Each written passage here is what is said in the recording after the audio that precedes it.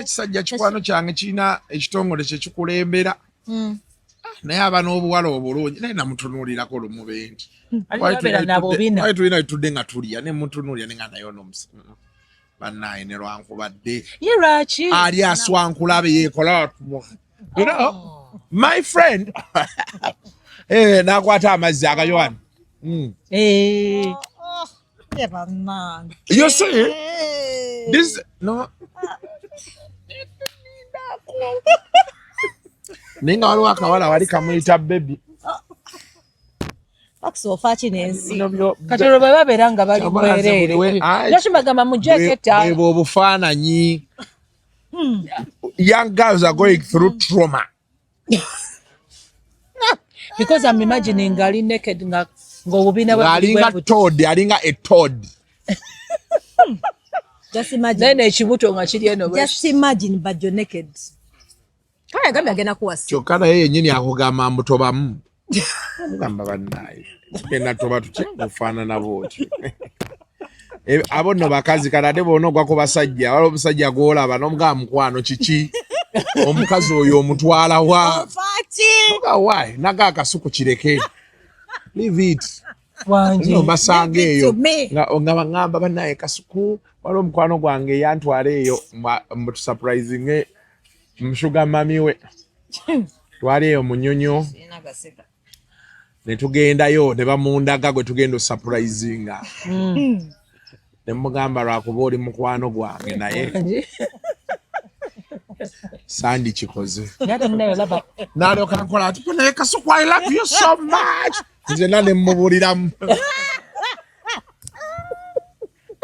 No sasira mukwano gwo. Ngamba namukoze. Chiche namukoze. Ekituufu akimbulira. Tula wano boti. Okirabye. Nzoba Kasuku nkwagala nnyo. Oyagala ki? Tola nti ncha mukango ensawo evuddeyo bampa dollars. Yes, onsesa. Somo nsesemu awo ne mukwano nedda. Soboka. Nenga nwana genda.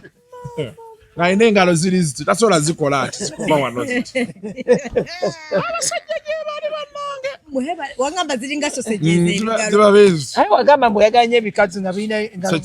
Sosobola kyogera. Ama ekyo galinga tugamba yagala. Nali ntamidde. Nali nywedde ebyokunywa. Nze nyizo kyogera. Ekiriwa. Iwagamba. Ngaze nyini nange ze nnina wano.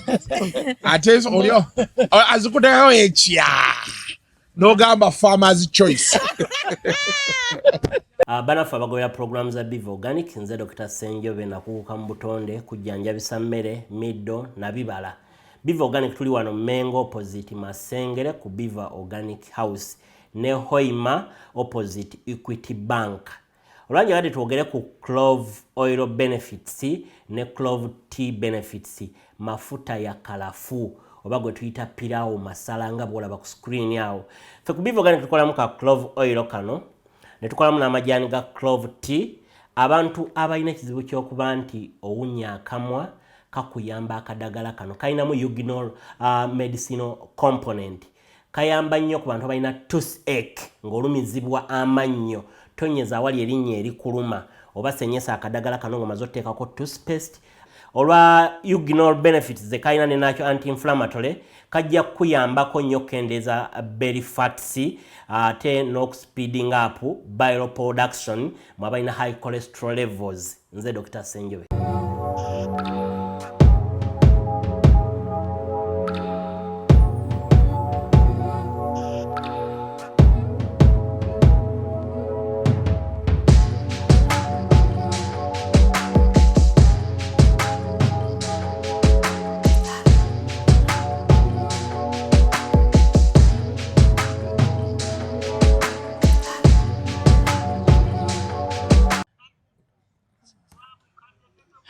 Munaye barabari mugambire nti munaye sengalekera okusaba mpina omusajja. Waliko Miss Uganda? Aliko Miss Uganda.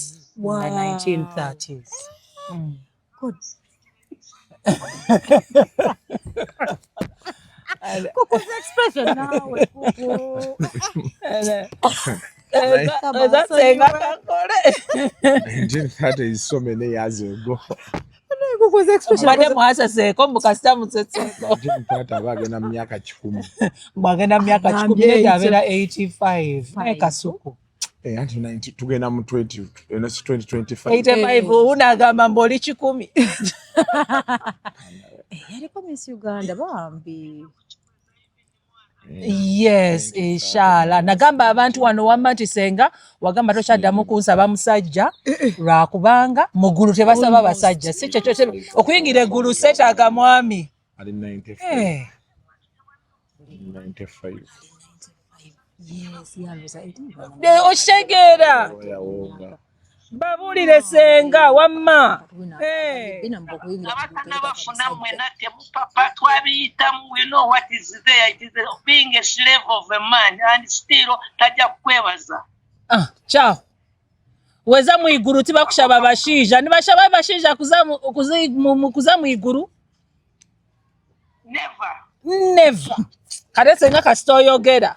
Haza abantu TV nibakuleba. Yes. Era sikakubulira na mwana wange kyetikutisanga. You are not alone. If anything, Mukama tarabyenzire yaraba nti olusto will not be happy there. Yes. Kubanga ne Bible egamba always thank God in all circumstances. Kubanga bakuwonyeza kibe kisingawo.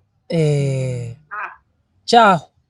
Kambaleke mugende mu meeting kanindesa kusimu olagambe mumuwe biru. Kale Senga tujja ziweereza. Naye birthday buyoro bino lwaleero, is it true? Yes it is. Tuwanyeshongolera but it's okay. Banango olubozi olulira. Iye. Kale kankole Senga. Miss Uganda. Let me work, Miss Uganda. Ndondeza birthday yawe ha Thursday. Kasita mfunye WhatsApp kamba sindikiriza swimming costume bazirati. Kale Senga, all right. Anga kulinde. Bye. Okay then. Okay. She's 95 ngakukubwa agambye, we've counted here. No, she says she's 85. Namala akulira jja kukyaawa. Anti baagamba nti Miss Uganda yali Miss Uganda mu 1930. Ekitegeeza she's 5 years shy of 100 years. Because tuli mu 2025. Yes, tasobola. So either it was 1940. Ayina ne wana ebifaananyi angambye nkokuba nshesherera kamba weereze n'ebifaananyi. Twatandise dda bwedda kwetuli wonna. Atandise. Kalina byakyasoma wano. Intention tusu anida sibi ebyo. Kasuku waliwo yamwesimbye mu bangi bamwesimbyemu naye banaamusobola. Okukola ki? Takyayogera. By the way, kuko enaku takyayogera ng'owedda. Ate yabagamba by the way.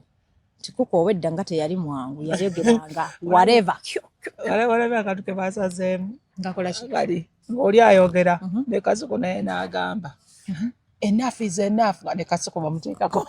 Akanya ati. Nkalabya. Kyagala kwogera linnya lye. Oli. Naye byabadde bituufu nga gwe obikola oba baba editinze. Babi editing. So how have you been? Here. For starters, happy birthday. Thank you. We are celebrating. Yep, been at 50. Been at 50, yeah. But I'm good. It's been long since I was last year with you guys. Yes. Yeah, but we have caught up. Finally. But we're like, this is our Kuku. He can't forget about us. Nakwatagana mukati ennaku zino, man. Bintu bingi. I'm doing so much. There are 2 projects I'm working on. Zintwalira obudde bungi. And zigenda twala some time okubeera. Emu ye yinza okwanguwa naye endala eyinza okutwala obudde bungi. So that's why these days, but I'm trying to strike a balance to see how I can handle this. But as long as you're making money, I'm good. I may not be making money, but I'm laying grounds for making Which money. Is also good. Which is also fine. Yeah. So, yeah, but I'm happy. Mbeera mbalaba dodo amaanyi ogataddemu. Ngezaako. Naati kati olaba this gino emirimu gye tukola, consistency is key. Yes. You have to keep showing up. With these things of digital space, there is no way you can rake up numbers or the views if you're not showing up. So today may not work, tomorrow may not work, the other day may not work, but you have to keep showing up. Keep showing up. Then one day it will work out for you. Sure. You just never know, because collectively because every day you show up, then they create a bigger bunch that maybe can give you traction and visibility that you've been wanting for so long. Yeah. So you just need, ate kati ffe nga ffe abali mu mawulire naddala abantu abasoose okukolako ku ng'omuntu akozeko mu mpapula radio oba TV. Now this is the only realistic option we have. Kino kye tuliko, this digital media kyekyokka. Kumonita nga batugamba nti bannaye what next? N'agamba kati amawulire tugenda kendeeza ku bantu. Ojjukira nga omwami atubuulira nga tuli mu kantiini n'agamba kati tugenda digital. Nena naade njogera ne client omu and n'alyoka ambuulira nti nga radio station Obulango I wouldn't want to mumbuulire TikTok mulina neŋŋamba following nga toyagala kuteeka Bulango ku radio. N'agamba mbuno n'agamba mbuno abantu kati ennaku zino bamovinga ku digital. So tusooke digital Obulango mpozi radio Obulango munampa bonus. Naye n'alaba lucky enough we are doing well ku social media. Bwe yakugamba Kasuku biki I remember I think you told me. Yes, wangamba. Ye n'atumira ne Kasuku bannange. So I think, but I've seen your radio. Your radio is doing well. The Galaxy nammwe ne NRG mwasobola okusynchronizinga social media ne radio. Wow. It's very important. When you see them, even their feed is good. Wow. Does not look like they are gambling it. That's nice. Yeah. But KFM is also trying over online bagendako. For us, we are already online. I was happy that online radio. Otunga tuliko online like no muntu ali ebweru asobola okuwuliriza nesimanyi online n'abakeno baatandise wabalabye. Yeah, by the time when naviirawo they had begun nga ne cameras bazitaddemu. Then they stopped. I think they had gotten challenges because okola cameras ezo you literally need to have like another studio, like a control room. Yes. So, but I think eventually they'll get it. Yeah. Okay. Eventually they'll get it. We'll get there. Kuba kati olaba studios anyway zikyali nfunda. So kiba kizibu angles ezimu zoyagala biki. Yeah, but I think eventually they'll get it. Nange nakirabe that's the way to go. Audio visual etabuse. Audio visual kati etabuse. And it is everywhere. It is worldwide. Everywhere. Yes, I've noticed. Then abalala podcast nazo zeeyongedde. N'ebweru. Podcast zeeyongedde nalabye gundi yakola podcast Canary n'omukyalo oli gwakola naye. Yes. Then Kata. Walo Sabrina oba. Naye yakola there's that chick Sabrina, she invited me for her podcast. How come you don't do it too? Podcast. Kati problem gye nnina nti omanyi podcasts ziri a bit more serious. Yeah. And zina outlook yazo gye zina gye sitanaba kwetegekera bulungi nazigezaako podcasts ezo because kati challenge endala nyoza gye nnina I need to create content ng'ayawukana naye kati kiyinza okunzibuwalira ennyo okuta Kasuku ono gwendi kati for the other Kasuku oba okitegeera. So nafunamu issues. I can do it. Yes. But then also I noticed something about podcasting kweze Uganda naddala. Abantu baziraba nnyo.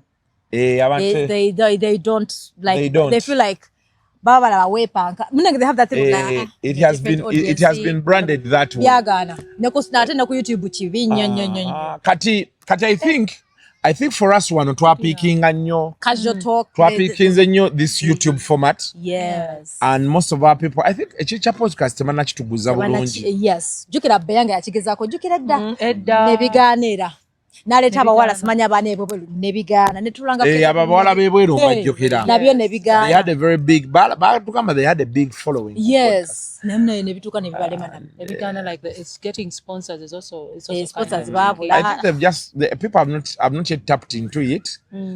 But still a long way to go. Yeah, but it's here. It's happening. I think in the next 5 years people will catch up. It will be a big deal because kino tujja kigenda bwetu nga tukyaliko ebyo ebintu kati ndaba ddala nti olaba tuyingidde mu bulamu bw'abantu ffe tubufunamu naye ogenda okulaba how do we balance a relationship waliwo olumu lwe nali somewhere nendaba ng'omwana ali ku gundi azanya taata waabwe naye ali ku ssimu n'omukyala naye ali ku ssimu waliwo aswiminga we're going to start getting married to phones. It's already happening. Is there a way of stopping it? And how do we balance that? I honestly don't know because kati nze ka DSTV olaba ne internet begwako. The kids don't watch DSTV.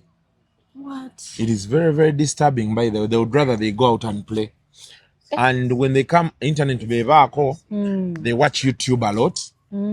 Surprisingly, because they have Netflix accounts.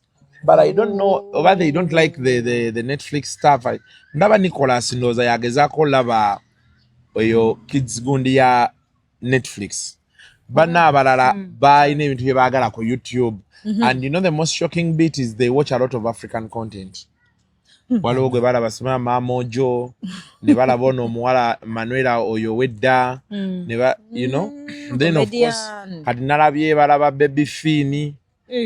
Waliwo ono Omukazi Agamba Mrs. Obani hello oyo ne Coco Melon tebakyamulaba nnyo ndowooza kyokka ku TV wabeerangawo even cartoons kids shows kira kati bakyabiraba nnyo ebintu byakyuka. Yeah, so people watch that stuff. Obufumbo kati olwo bugenda kubeera butya family tukoze tutya, do people balance?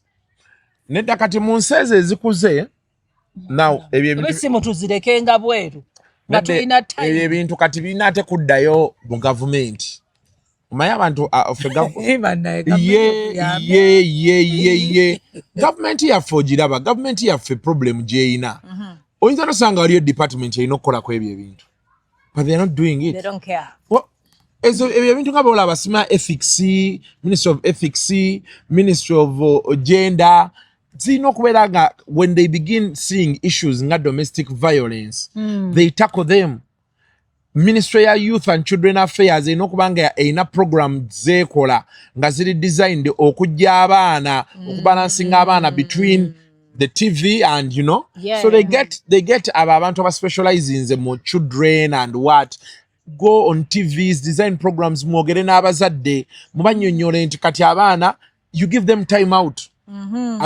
Abaana bazuuka ku ssaawa 2 kati me and my place on a Sunday kati babadde mu holiday bebaka saa 7 nga bali ku TV balaba TV okitegeera. And somehow when you're coming back home ogenda okukuba engombe oguyagala yingira waka olaba bajja okwaniriza ku motoka and this is one in the night. Okitegeera kati n'olyoka obagamba mugende mwebake mama abwe yebasedda omukozi yebasedda bali ku TV ne bazuuka ku ssaawa nga 4 era ne batandikira ku TV nekyayo bajjukiza ku Sunday no bagamba you know unless you're taking them out like to have breakfast from you know one of those places and what kati government erina okuvaayo because yenyini government yegenda okubonaabona anti government erina otunyonnyola erina okuvaayo neetunyonnyola nga boolaba nti abantu abaali bagamba ennyo Buganda government okuvaayo ku mikolo gy'okwanjula bikyebyo it has to come out neteekawo abantu abannyonnyola about those things, the culture, the what and what and what. That's the message. Kati wabaawo abafunamu akitegeera yajja okugamba kati olabe kyekibuuzo ky'obuuzizza kati olunaku olwaleero UCC yandibadde etambuza zi advisory ekola shows n'ennyonnyola abantu nti time gye mumala ku masimu amaaso gafa there is a brain drain so many things. But now since you have that information, why don't you also just tell the family? Do we have to have government to do that? Anti kati ffe tusobola okyogera. But like I've told you, government has to put out initiatives to that effect. The government taina viable view on political issues and what and what. So yes, so actually people feel like the visibility olaba minister wa youth ngate bali bamutwalide misango gya ono talabirira abaana. Zino programs ze yandibadde era njagala okulaba balamu nga zenga Kasuku live naga nti Kasuku we are paying for airtime on your channel. Yes. Never gamba nti every week, every month. Twagala yo naleta a panel of people. Ga police wekola press conference. Thank you very much. Social media because we can always go there nga in a particular day. You do, those things and you talk to people. You tell them about social media, UCC. The things UCC is supposed to do. Totulaga the dangers, of these things. Abana tubakoziza tutya mu digital age, You bring in people. They do conferences to this effect. Well, when we were to Sky Hotel later, by now, the importance of sleeping. And I'm like, it's vital. Yeah, it is. 8 hours. Yeah. It is. Yes. Explanation. It's very imperative. Yeah, but do you know how much money and time the money you have to invest and time to invest or come your normal sleep schedule? It involves money. Have you heard of insomnia? Yes, I have. Then there is hypersomnia. Ojimanyi hypersomnia? Waliyo abantu abebaka ennyo. Whatever sleep paralysis. Waliyo abantu abamu nga tebeebaka abalina insomnia. Waliyo ate abebaka ennyo. Hypersomnia. Okimanyiiko ekyo oba tokimanyi? Do you know omanyi wali otunuddeko ku ssaawa nga 6, 7, 8, 9, 10. Omanyi nti oyinza okwagala okwettamu obwo obudde. Otulotubuze. Ebirowoozo ne byesomba. The mere fact nti abantu abalala bonna beebasa otunula. It is daunting. Embeera ndowooza nti Mukama abeera ayagala nzuukuka ensabe. Mulekerawo okusumbuwa omuntu oyo. Sinti buli omu asaba bbina. Musooke. Buli omu alina by'atappinga into. Abamu musooke mulindeko mutulindemu. Mukama mumulekemu. Mumulekemu bwe batugamba mpunda essaawa ezo bali ab'emmindi babeera nabo bali ku mmindi kati naye Katonda abeera akuzuukusiza. Spiritual, but you see also it can't be every day. Yes. It can't be every day. Yeah, to oversleep or shortage of sleep, those are mental health problems. Because you can't function the same. Bina baby, omuntu eyebaseko 4 hours. You can't be as productive as someone who has slept 6 or 8 hours. Kunaku zembeera nga nsuze ntunula kale nga hours nyingi nga sibeera productive during the day. Thank you. And then there is quality of sleep. Yeah.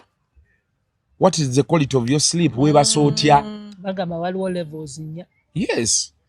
Then what your quality of sleep? What your time you sleep? Then weebase kuki weebasa otya? Environment here okubeera ngeri conducive. Exactly. Abamu batekako bukando like lights LED lights. Have you ever seen when you go to now like those serious hotels like Serena, Mestil? I love Mestil eyo njagala nnyo. I don't know lwakuba nti eri makati mu kibuga ne swimming pool yaabwe gyeri eno singa eno kuside y'aba residents bateekayo swimming pool eyaabwe n'aba residents. There is a place akakikola eno ng'emagije ekifo kino Feron Park eri awo ngadde busiika naye baakola swimming pool y'aba residents eri secluded ate enyuma obeeramu ekiro, so like you feel like you're not everybody. Yeah, so kati me still has very nice comfortable beds and pillows. Like you sleep most times kati nze stress bempulya nga bankooye nnyo oba biki ngendayo now like on a Saturday benva ku show nga oba waliyo empiira ng'egyo I check in nengenda nendaba omupiira biki ebyo biki then by ssaawa nga 4 nenyingira obuliri ngendo zuka at 6 nosulayo mpulira. So you prepare your wife n'omugamba leero sigenda sula waka abakimanyi oba tolina nakumugamba. Okay. I don't know mwana. Anyway ngendayo. You're the man of the house kitegeera.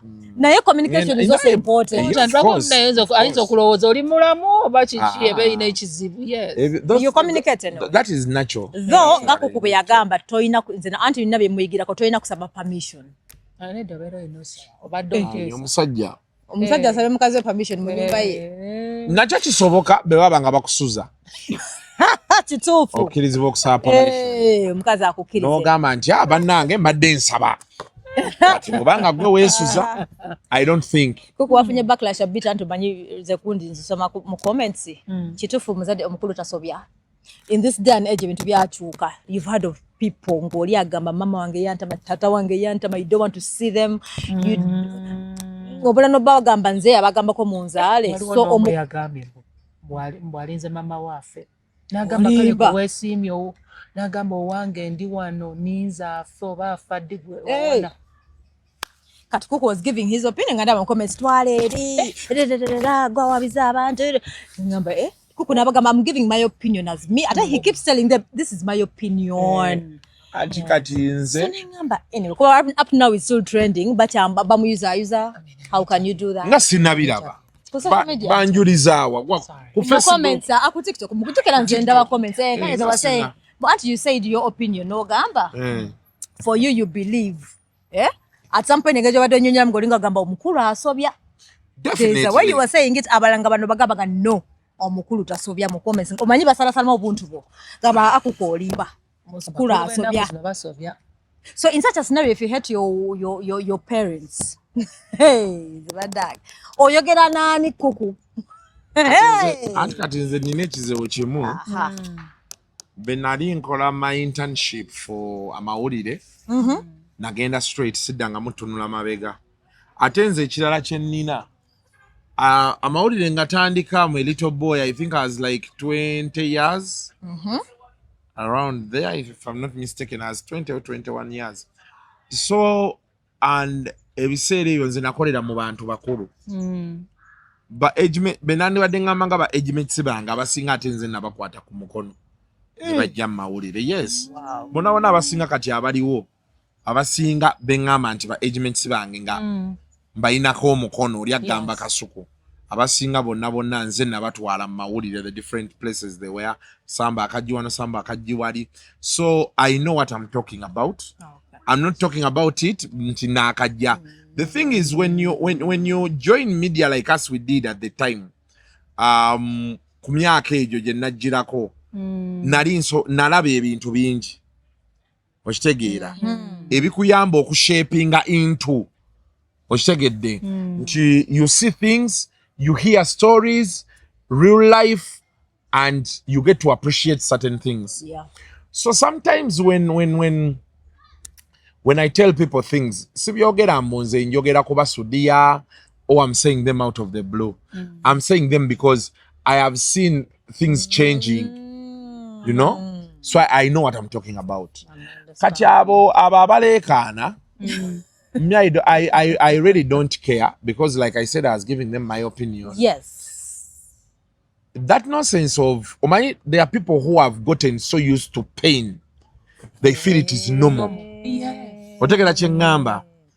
Yeah, kati nze I grew up in I would say a decent home. Okay. Yes. In my infant years tata ne mama nalimba labako.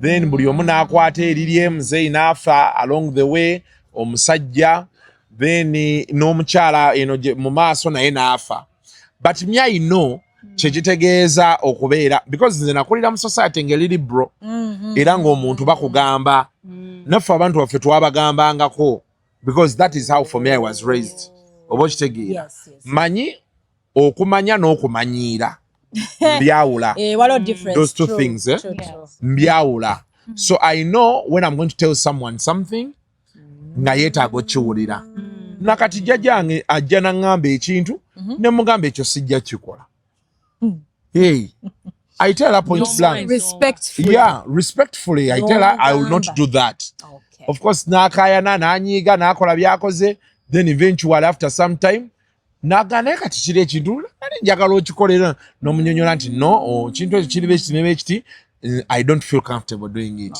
n'abeera nti anyiize naye ng'akitegedde okusinga we naayagala okikola okusanyusa ye aye ne maliriza nga ne matigga ate ye nga kyagenda okusigala nga ngamba ng'olabye ontegeera bulungi so yes even mutabani wange tulina bye tutakkanyaako n'omupiira tugukayanira Ronaldo asinga Mbappe ye wa Mbappe nze ndi wa Ronaldo kati yalowooza gondi yo wakabi but he does it in a way tasobola kuŋŋamba alaba fala Daddy, I'm telling you this guy olaba kati azali kati juzi Mbappe yateebye I think abulayo Giroud yekko kumuyisa nanga you see Daddy now this guy is going to be the top scorer of France bichi namubuuza how many goals now you see how many goals Ronaldo has otekera kyenku nyonyona kati edda nga abantu abamu tebasobola kubyogera n'abazadde baabwe batekangawo fiya nga otyo gamba muzayi wokunyumya naye maaniyo ze bankubirako olw'okugamba tatange olayi ati nga manyi otugamba mbu yayise ku ssomero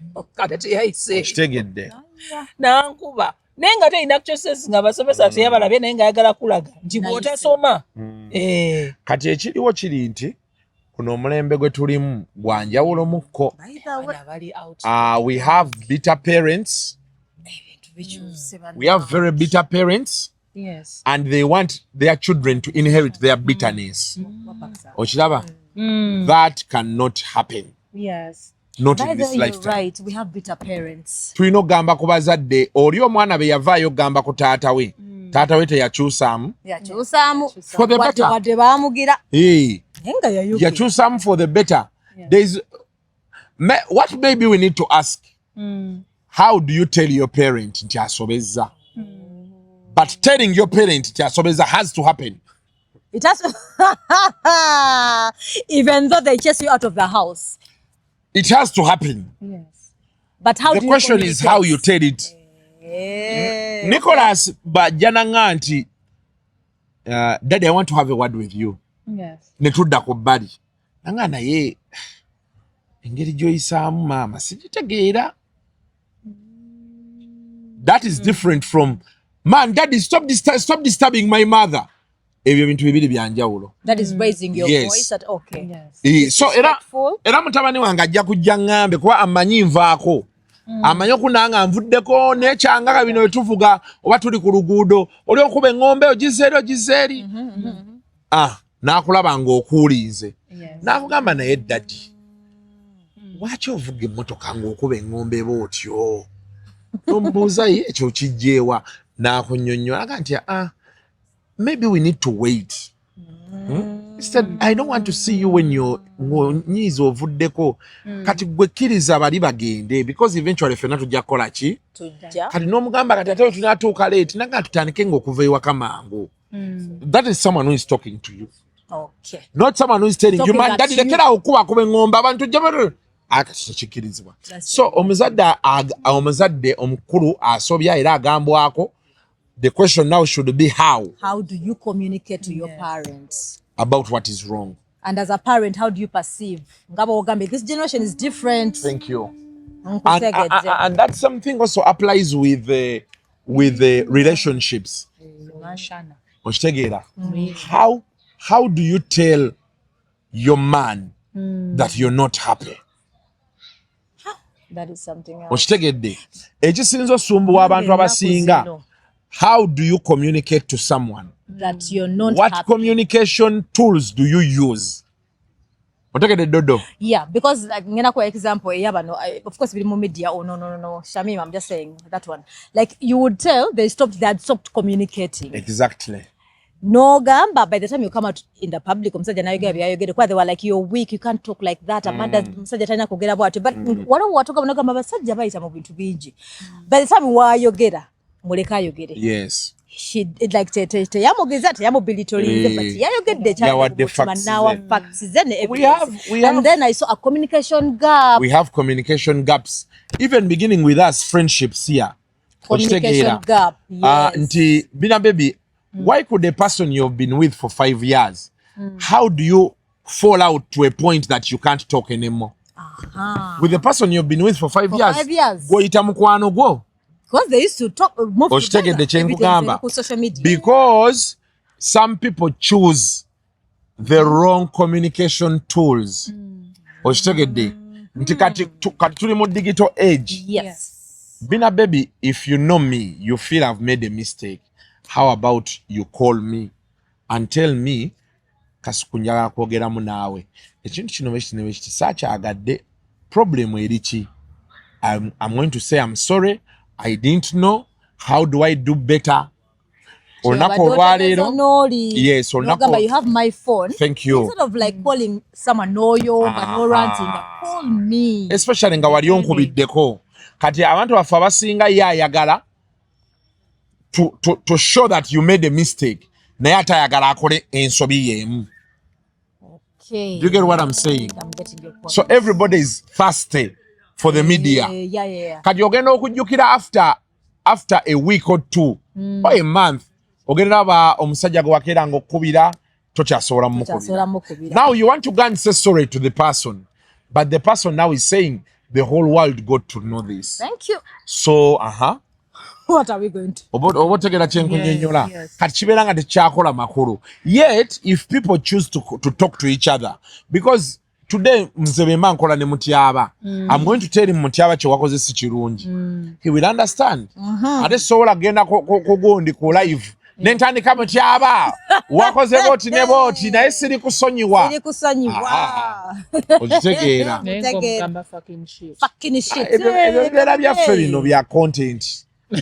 Naye sobola gamba Mutyaba nti ntinyiize nentandika omuvuga.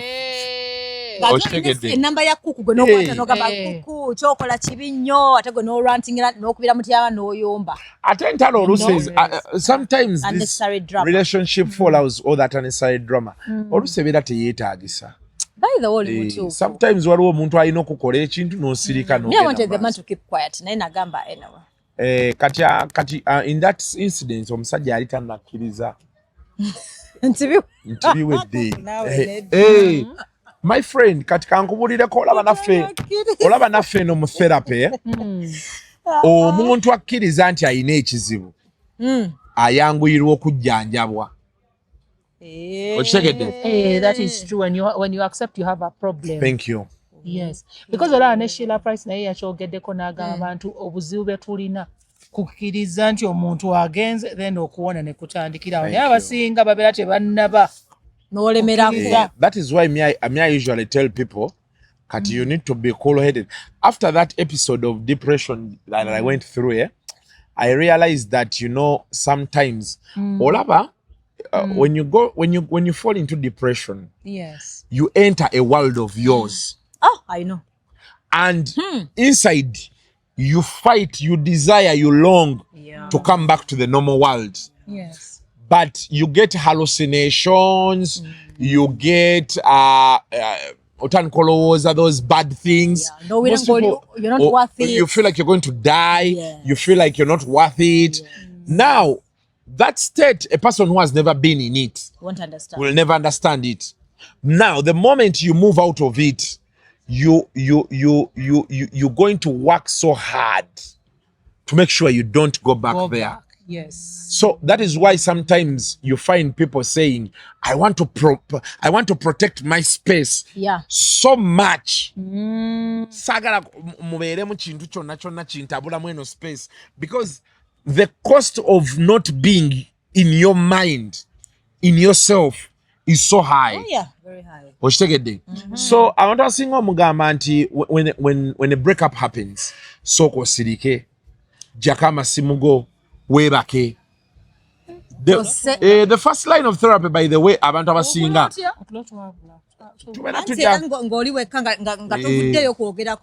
you make yourself busy. Just like what Kuku said, you wanted to understand what he was saying. Cool off. That's why most men said peace is expensive. Whatever, communication he rather I'm just saying yeah. That is protecting because peace is expensive. You're not going to buy that peace. But I think accepting church. No. Until with all of these, you see, it is going to pain you. Kati olaba nina chali wange bamutekako ku social media okwo. Nemuga nti olaba esimu eyo uninstall TikTok. Omugamba uninstall TikTok for like a week or a month. Or you make a notification. By the time you come back, because we know how society operates. Otherwise, people lose their minds.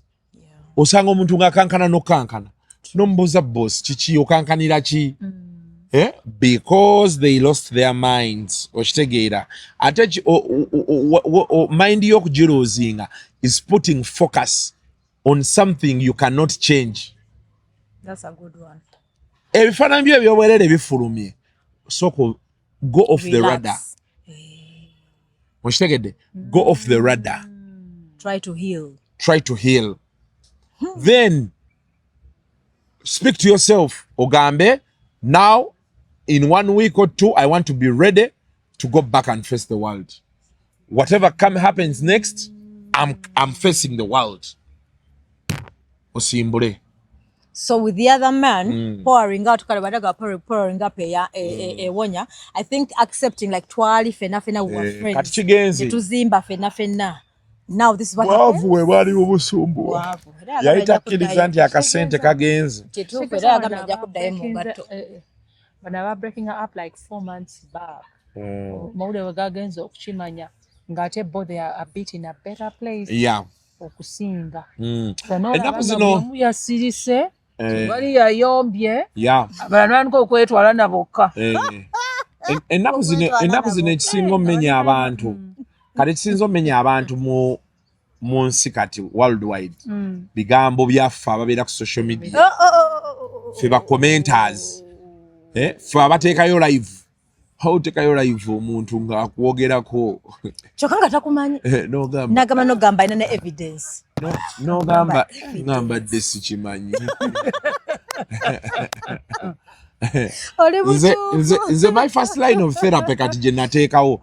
Luli edda najjangako nagamba nga nsoke n'ensonyiwa mu social media nga tolina that urge. Kuba sikyalina nnyo urge eyomba n'abantu.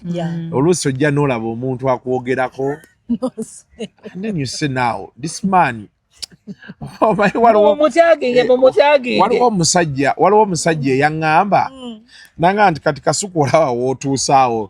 You see how far you've come. Yeah. You need to begin asking yourself, is it worth it? Okitegedde? And for me, I usually listen to people, especially the solutions they take. Yes. When they have issues. Kati omusajja yaŋŋamba. Yes. Naŋŋamba Kasuku ntuula mu benzi yange eno nengivuga. Full AC. Wow. At the time yali avuga 2022 Benz. Oba yali avuga Blue Tech. Kati naŋŋamba nina obusente ku account. Tinebe njagala okgenda kati America pozi nga visa gye batampadde. Ngenda America. Omanyi nti wali abantu abava wano n'agenda America ku ssente ze. Neeteekamu ennyonyi business class. N'atuuka n'agenda in those fancy hotels. N'abeerayo. 1 week or 2 1 week or 2. Ne yeegulira ebintu bye bulungi n'akola bukyagala ekimusanyusa. N'alinnya ennyonyi n'adda. Yes. Gye bali. Kati yaŋŋamba nti kati Kasuku ntuula wansi n'endaba omuntu anjogerako. Ne nga ki kyagenda okunzijjako. Nga tewalina nga I just continue. Go have a beer. You know. Yeah, have a beer. Yagamba mtindo yasobola okgenda n'amala n'akoma. And it's the truth. Because for me there is a time when agendanga ku Friday nkoma ku Sunday. Just to relax. Yes, that's very possible. Nice. So you sometimes you look at someone. You have to wait. Agamba ebintu. Kali n'ogamba ono wakati aŋŋamba ki. My challenge is ekikyanoma is like okubeera nga oddayo otya ng'olaba nga Irene bwe yawandiisa akatabo. Oddayo otya n'okyusa n'obeera nga buli omu omubuulira ekituufu oba ekyokubuulira ekituufu okireka. You just give it time. Okyokusonyiwa tugambe babiri bakyagaanye. No, you don't. How do you forgive? No, you don't have to. You have to forgive. No, if you want to move on. No. For you to heal. They okay? No. It's okay. You don't have to forgive people. They say healing starts with forgiving. That is there. Ekyo kituufu. But now, betuba tusoma those sort of things of treatment and all those things. You have to find it in yourself. We always omuntu ne babeera nga mulwadde ebyo bagamba simanyi oli mukoma biki. You know why they ask people to talk to them in their subconscious mind abakuwulira omugamba fight for yourself, fight for yourself. Gwe wenyini weerwanire. There are things you as a person you have to do yourself. You osobola okwesonyiwa omuntu nga tomusonyiye.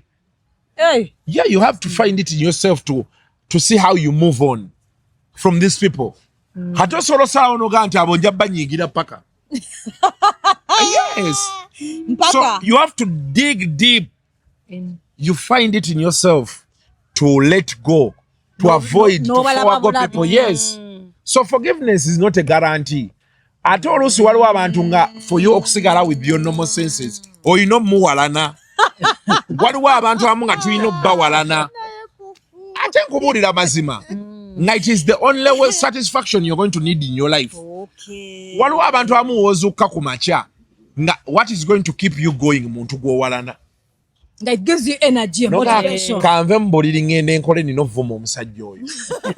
Oba ndabeko nga njagala gwe tolabangako kati fe abazimba ennyumba otuuka nga you have a deadline naye nga olaba peva ziganye then you do tooth and nail to make sure nti peva ezo ziggwa. Omanye ennyumba tewali kintu kisinga kumenya nga buli kimu okimaze naye nga olaba compound tennatereera. Now you want to invite people over naye nga omanya na Uganda bamanyiira azimbye ennyumba nungi naye compound yesibye peva wano kati oyagala baleme kubaako kye beekwasa. Oshegeera. Now that motivation, have you seen motivation yeyo that motivates you to wake up kangene mbeko gwe neewolako kangene nkole gig eno kantu pandike propose eno wakiri nfune sente nkole ekintu kino nkimale. So there are people who push us that way nga mwewalana. So si buli muntu nti olina omusonyiwa. Gamba ne bakugamba I'm sorry abamu babeera baagala kubawo ate duno bakumenyere ddala. Waliwo omuntu agenda okugamba nti I'm sorry ate era omusembeze akuddemu.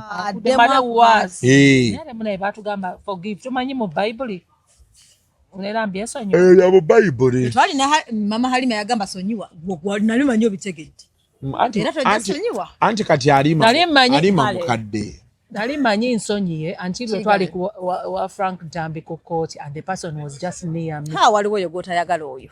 Ali njagala nengamba yikale singa nagenda. Sibira nko binanga yogera ebigambo gambo. Kati singa namukwatira ku court. Nogamba bati bwafu bulinaga bulijjo bati bwafanana.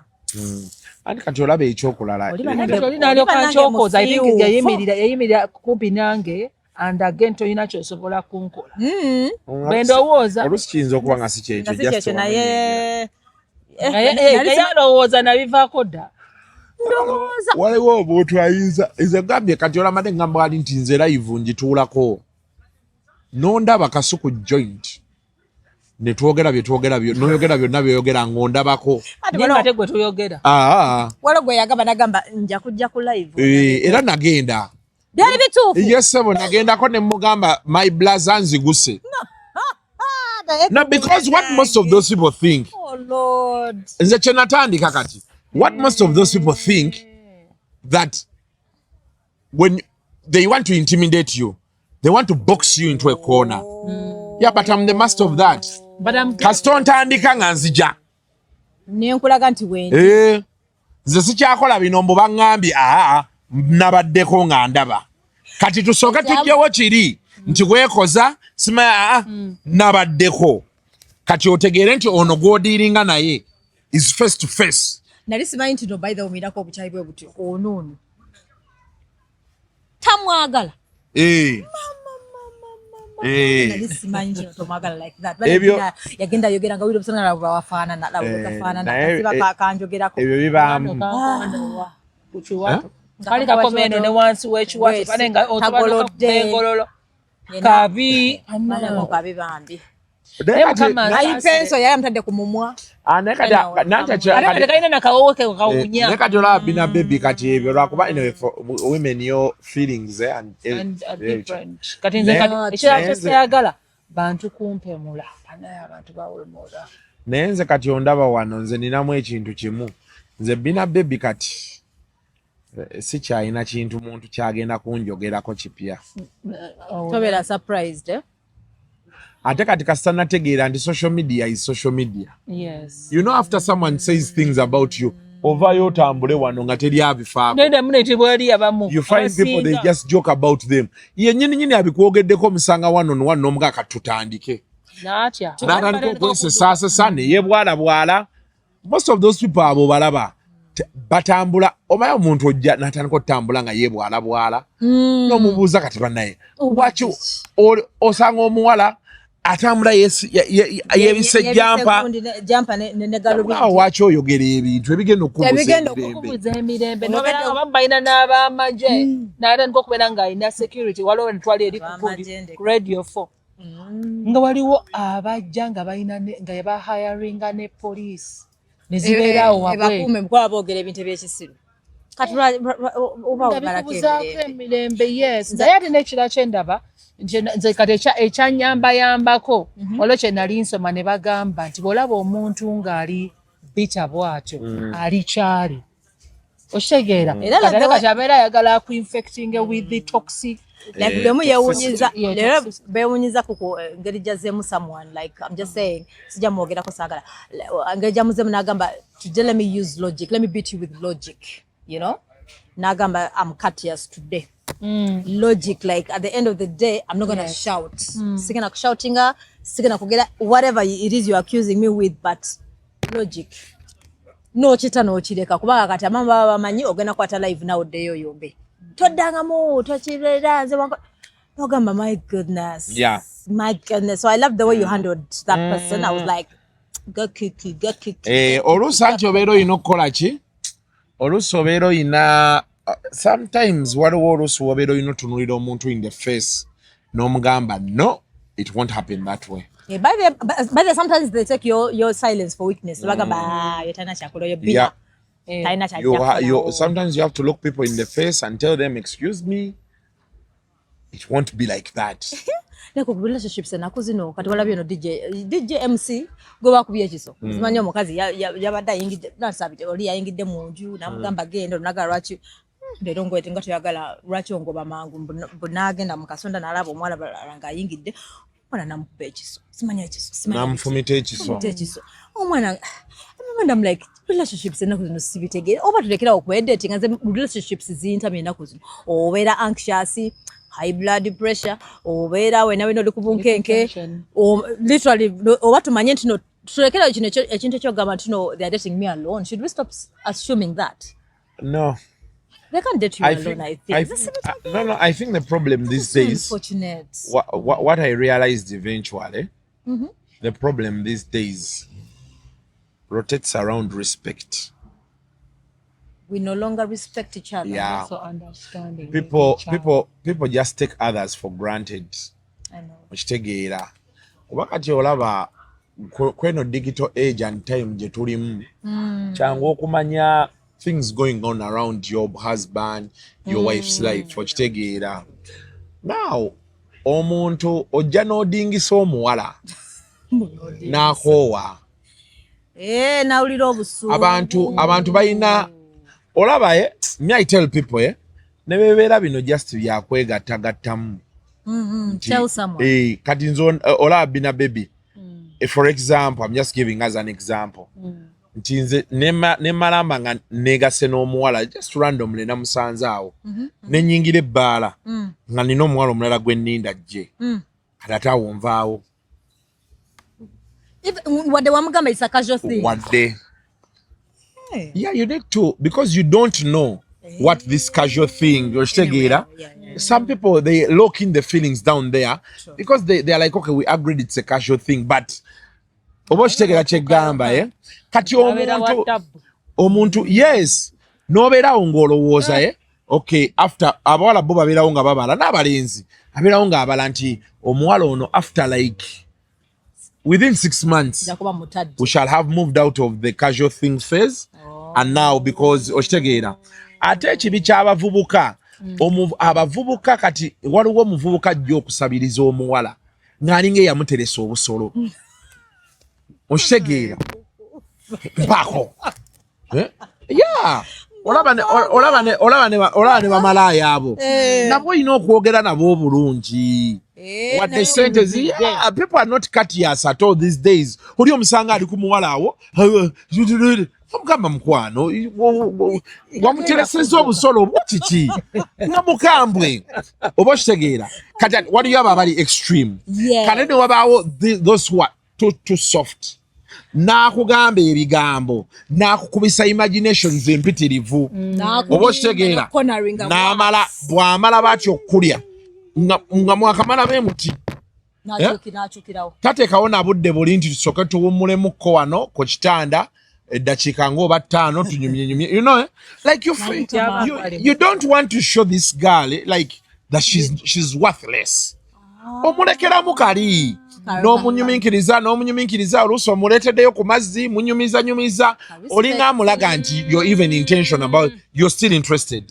Then after some time you escort her out oba you call her a Uber n'agenda kati ne musigala nga munyumya a week or two n'opulinga awe slowly because omuntu ono embeera gy'oba omutaddemu mukkiriza afune closure bwe tolaba abawala betwogera naga nti mbadde manyi nti nno tojja kunzira mumaya asajja ennaku zino olumala okulya ne mudduka bada bw'omukubira yeekanga naga onkubidde tokyagadde kiyinza okuba tekikkoledde kyoyagala naye kikkirize kisanga omuntu omulala nga kirina sober mind kati bano bo bajja ne beefuula ba gangster mbosimayo aba bad boy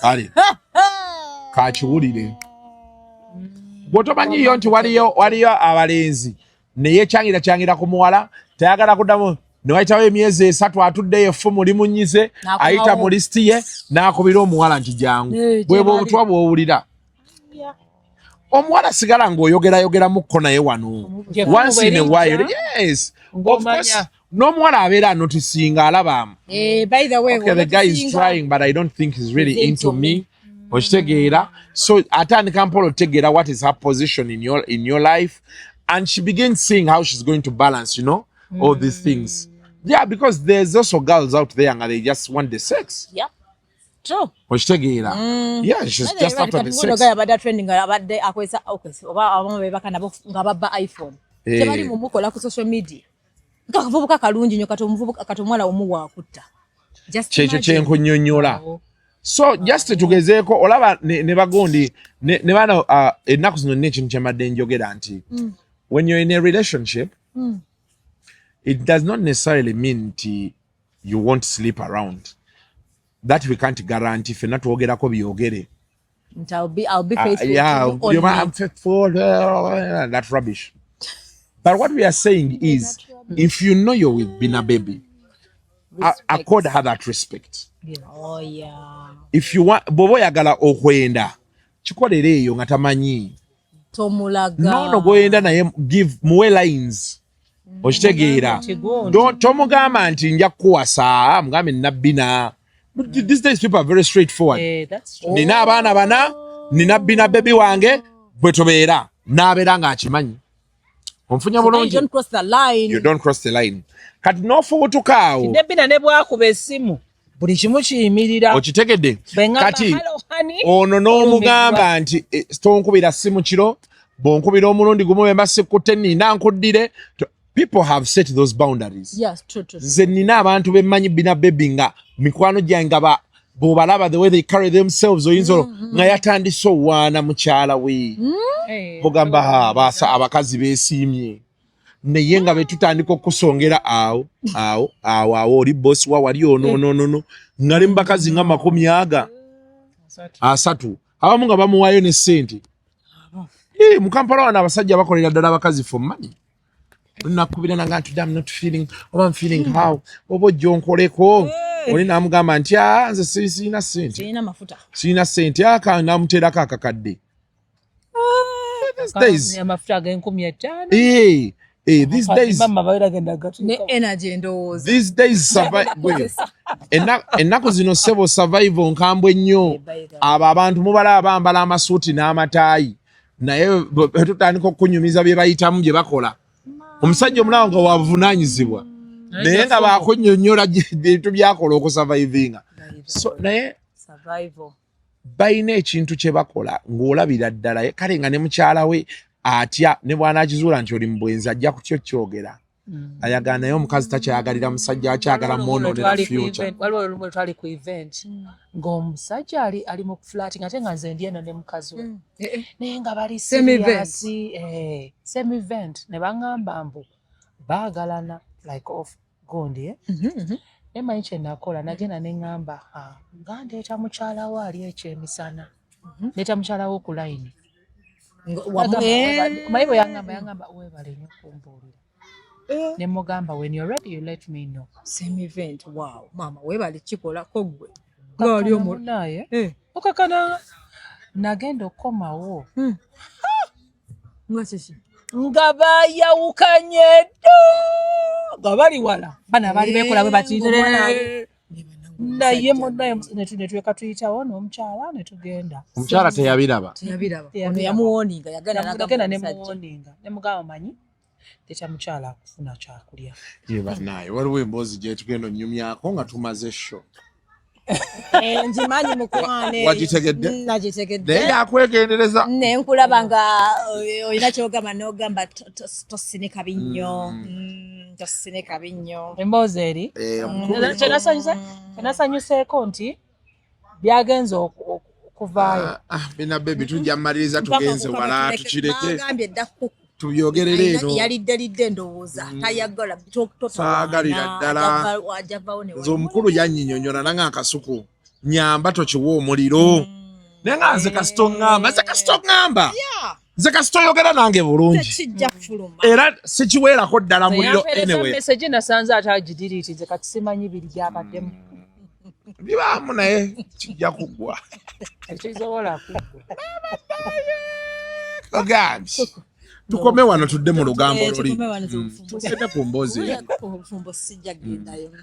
naye anti kati gwe kyenkwagaza bina gondi ono dodo njagala okoleko buno obwenzi buno obwa singo kyekyo omwana ne bekitajja kati soko zaaleyo soko okoleyo ku bwenzi osooka ofunayo abasajja oyingire mu body count y'abasajja ng'ana uliriza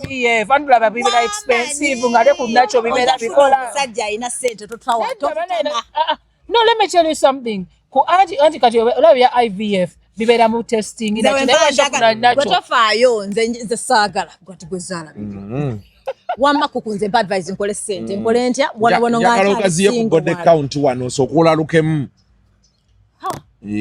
ngaziye ku body count emyoyo emikyamu gyegiri emikyamu egiriwa ama bw'anaazo gazi ya body count naye nga abantu beyeegata nabo nga babisiraani njasooka gisabira nga aye kati bw'anaafuna ebisiraani nga nange netakasina ate kukunjagala kujja na ku delta gundi delta loan Delta cash. Delta cash. Omanyi bituliko biri bina. Nkugambye nze nkugambye. Bino bimanyi. Naye munaye wama toyongera ku body count abantu balina ebisiraani. Wama kukumpa nze abantu balina emyoyo emikyamu. People as we wrap up mve kuwa 50-year-old. Wango nemesa wama koko. Tulume generation. The older the sweeter. Naye abakazi abakulukulu baagambye nako zino kijuyisi kyokka kye mulimu. Ate wangamba nali babagamba muno nalina kijuyisi. Ate kati kyogamba kigenda kweyongerako. Kati ebyaka gyogendamu.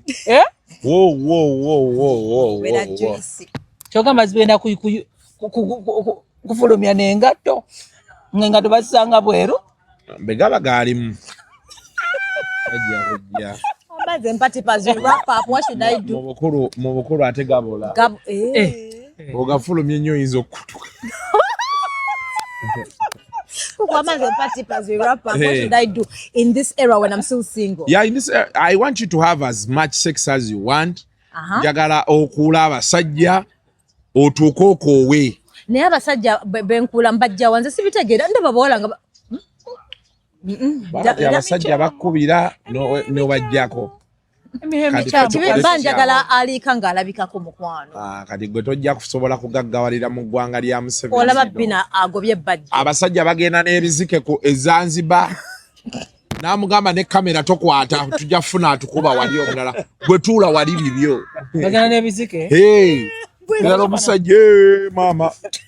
Byebiyirwa ki mukama abiwa ssente ebisajja omusanga n'olubuto luli eri luti nga mwenyininyini tasobola kwekwata eno baati okitegedde tunakola mbuto osanga omusajja nga tasobola kwekwata eno baati nga tasobola engalo ze tezisobola kumukwata olubuto alina ddukwatira eno nga tasobola kushevinga yekka baati neyeshevinga ekitegeeza kati olwate nze bwe mba ndi wakunyamunyamu mbinula bubinuzi kati abo abasajja gye bali abo abawala seba abo abawala bala abasire kwini omulana faamu n'olowooza byasaaga nga yalina okukwata asitula olubuto n'aluteekako omutwe ati olubuto ne ludda ku mutwe wano asobole olaba animo alyoka amuwe bijje olaba oyo atasobola kweshevinga ate okunaazayo anaazayo bagenda mu buwoteri nga be banaaza abasajja anti oyagala faamu mmotoka good life genda ne sheva genda ne gundi oyambe obinula olubuto nga bagambye abo be bajja okulaba ku ssente naye mwe abasimen kyali naawe wano ku ground tofaayo naffe tujja kukoowa tukute abulaate wali butuufu bannange tekera okwennyala bisajja bibiina ssente ebyo munange ndi serious bina nange bakiŋŋamba ebyo ebyo bitategerekeka ekimanyi luzungu nze ekisajja kikwano kyange kirina ekitongole kyekikulembera naye aba n'obuwala obulungi naye namutunuulirako lumube nti wali tulina tutudde nga tulya ne mutunuulira ne nga nayo n'omusa bannaye ne lwankubadde ali aswankulabe yeekola my friend n'akwata amazzi agayowana you see this no ninga waliwo akawala wali kamuyita baby okusofa kinensi kati olwo bwe babeera nga bali bwereere joshimagamba mujeketa bwebo obufaananyi young girls are going through trauma because I'm imagining ali naked nga ng'obubiina alinga toad alinga a toad just imagine then ekibuto nga kiri eno just imagine but you're naked kaya gambye agenda kuwasi kyokka naye yennyini akugamba mbutobamu mugamba bannaye genda toba tutya ofaanana bwoti abo nno bakazi kanade boona ogwa ku basajja wala omusajja gw'olaba n'omugamba mukwano kiki omukazi oyo omutwala wa why naga akasuku kireke leave it wange basanga eyo nga baŋŋamba bannaye Kasuku wala omukwano gwange yantwala eyo mutusurprising mushuga mami we twali eyo munyonyo ne tugendayo ne bamundaga gwe tugenda osurprisinga ne mugamba lwakuba oli mukwano gwange naye sandi kikoze n'alyoka nkola ati naye Kasuku I love you so much nzena ne mmubuliramu n'osaasira mukwano gwo ngamba namukoze kikye namukoze ekituufu akimbuulira tuula wano booti okirabye nze omanyi Kasuku nkwagala nnyo oyagala ki tola nti nkya mukanga ensawo evuddeyo bampa $. Onsesa soko nseseemu awo ne mukwano nedda naye nga nnwana genda ng'alina engalo ziri ziti tasobola zikola ati zikuba wano ziti abasajja gye bali bannange wagamba ziringa soseji zibabeezi aye wagamba mbu oyagala nnyo ebikazi nga birina engalo sisobola kyogera nali ntamidde nali nywedemu ebyokunywa nze nyinza okyogera nga ze nyininyini nange ze nnina wano ate oli azikuteekayo ekya n'ogamba farmers choice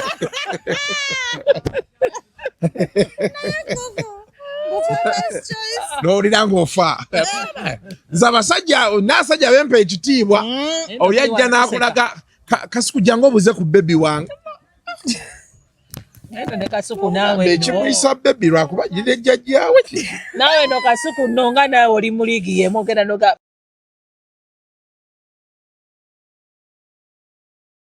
ogudde eddalu kati gwe kukyemisa n'oviiriddeko ddala abanaalya ekyemisana toliiko emboozi gikomyawo ate bali bagenda kuteekako in fact gikomyawo wabadde ogenda beera ku kyemisana nagwe ku kyemisana tukugjeeko kati gwe ne Shira Price ani ko bana bajjako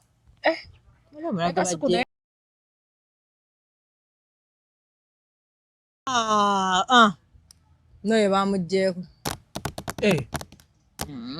fe twasigadde wano ate awo omunaye wabi soko jjako tukunyumiza ebirala kankubuulire jjako tukunyumize omanyi that means kokuyuwa jake ebintu amini mutya tuveeko munnange soko mutya bankumanyi Kasuku jake soko yoyo mumanyi wamaze okukebera